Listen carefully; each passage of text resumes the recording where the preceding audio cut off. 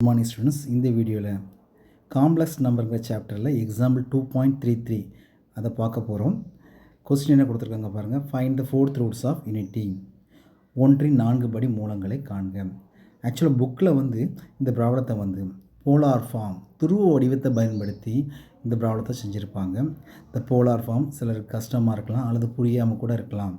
So அந்த மாதிரி students இந்த வீடியோ பாருங்கள். இது ரொம்ப ஈஸியாக இருக்கும். இதில் போலார் ஃபார்மை பயன்படுத்தாமல் ஃபோர்த் ரூட்ஸ் ஆஃப் யூனிட்டி எப்படி கண்டுபிடிக்கலாம் அப்படிங்கிறத எக்ஸ்பிளைன் பண்ணியிருக்கேன் பாருங்கள். ஃபஸ்ட் நாம் என்ன பண்ணுறோம் பாருங்கள்.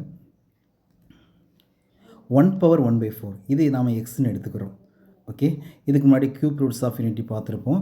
அதில் 1/1/3 நம்ம எக்ஸ்ன்னு எடுத்துருப்போம்னா, ஏன்னா அங்கே க்யூப் ரூட், அதனால் 1ஓட பவரில் 1/3 போட்டோம். இங்கே ஃபோர்த் ரூட்ஸ் கேட்டிருக்காங்க, அதனால் 1ஓட பவரில் 1/4 போடுறோம். ஓகேவா, இது எக்ஸ்ன்னு எடுத்துக்கிறோம். ஓகே, ஸோ இப்போ இந்த 1ஓட பவரில் உள்ள அந்த 1/4 அந்த 1/4 எலிமினேட் பண்ணணும். அதுக்கு நாம் என்ன பண்ணுறோம், ரெண்டு பக்கமும் பவரை 4க்கு ரைஸ் பண்ணுறோம். ஸோ 4க்கு ரைஸ் பண்ணும்போது நமக்கு என்ன கிடைக்கும் பாருங்கள். x⁴ is equal to 1/1/4 the whole power 4 இந்த மாதிரி கிடைக்கும். ஓகே, ஸோ இதுக்கப்புறம் நமக்கு என்ன கிடைக்குன்னா, இந்த பவரில் உள்ள 2 4 கட் ஆகுது. 2 4 கட் ஆகும்போது நமக்கு என்ன கிடைக்குன்னா இந்த மாதிரி வரும். x⁴ இஸ் ஈக்குவல் டு 1 இந்த மாதிரி வரும்.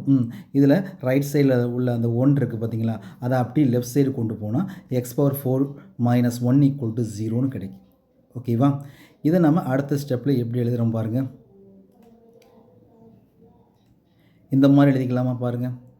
x² the whole square, x⁴ இருக்கா, அது x² the whole square எழுதுகிறோம். 1க்கு பதிலாக 1² போடுறோம். ஓகேவா, பட் இது என்ன ஃபார்மில் இருக்குது பாருங்கள். a² - b² இந்த ஃபார்மில் இருக்கா. a² - b² ஃபேக்டரைஸ் பண்ணால் என்ன கிடைக்கும், a - b இன்ட்டு a + bன்னு கிடைக்கும். ஓகே, இங்கே a வர்ற பிளேஸில் x²ம் b வர்ற பிளேஸில் 1 இருக்குது. ஓகே, அப்போ இதை ஃபேக்டரைஸ் பண்ணும்போது நமக்கு என்ன கிடைக்கும் பாருங்கள்.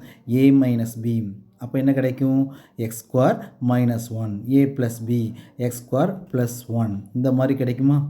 ஓகே, இதுக்கப்புறம் ஃபர்தராக என்ன பண்ணுறோன்னா, அந்த x² - 1 அந்த ஃபஸ்ட்டு ஃபேக்டர் இருக்குது பார்த்தீங்களா, x² - 1 அதை நாம் என்ன பண்ணுறோன்னா x² - 1² எழுதிக்கலாமா. ஓகே, ஸோ ஒன்ஸ் அகைன் என்ன பண்ணுறோம், அதே a² - b² இந்த ஃபார்முலாவை பயன்படுத்துகிறோம். ஓகே, a² - b² பயன்படுத்தி இதை ஃபேக்டரைஸ் பண்ணால் இந்த x² - 1² என்ன ஆகும், x - 1 இன்ட்டு x + 1 இந்த மாதிரி கிடைக்கும்.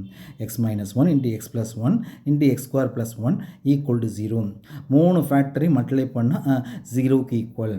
ஓகே, அப்போ ஃபஸ்ட்டு ஃபேக்டர் 0வாக இருக்கலாம், அல்லது செகண்ட் ஃபேக்டர் 0வாக இருக்கலாம், அல்லது தேர்ட் ஃபேக்டர் 0வாக இருக்கலாம்.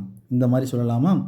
ஓகே, இப்போ என்ன பண்ணுறோம் பாருங்கள். ஃபஸ்ட்டு ஃபேக்டர் எடுத்து x - 1 x - 1 ஈக்குவல் டு 0ன்னு எடுத்துக்கிறோம்.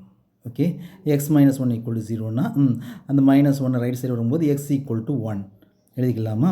அதுக்கப்புறம் பாருங்கள் x + 1 ஈக்குவல் டு 0 அந்த +1 ரைட் சைடு போகும்போது -1 ஆகிடுது. அப்போ x ஈக்குவல் டு -1 கிடைக்கும். ஓகேவா, அதுக்கப்புறம் x² + 1 ஈக்குவல் டு 0. ஓகே, அந்த 1 என்ன பண்ணுறோம், ரைட் சைடு கொண்டு போகிறோம். அப்போ x² - 1 கிடைக்கும். ஓகே, -1 i² வேல்யூ என்ன -1, அப்போ அந்த -1க்கு பதிலாக என்ன போட்டுக்கலாம், நம்ம i² யூஸ் பண்ணிக்கலாம். அப்போ x² இஸ் ஈக்குவல் டு i²ன்னு கிடைக்கும்.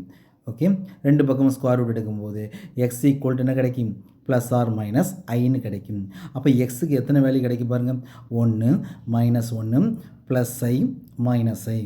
ஆக்சுவலாக எக்ஸ்ன்னு நம்ம என்ன எடுத்திருக்கோம், ஃபோர்த் ரூட்ஸ் ஆஃப் யூனிட்டி அதானே 1 எக்ஸ்ன்னு எடுத்திருக்கோம். நம்ம ஃபோர்த் ரூட்ஸ் ஆஃப் யூனிட்டி தான் நம்ம எக்ஸ்ன்னு எடுத்திருக்கோம்.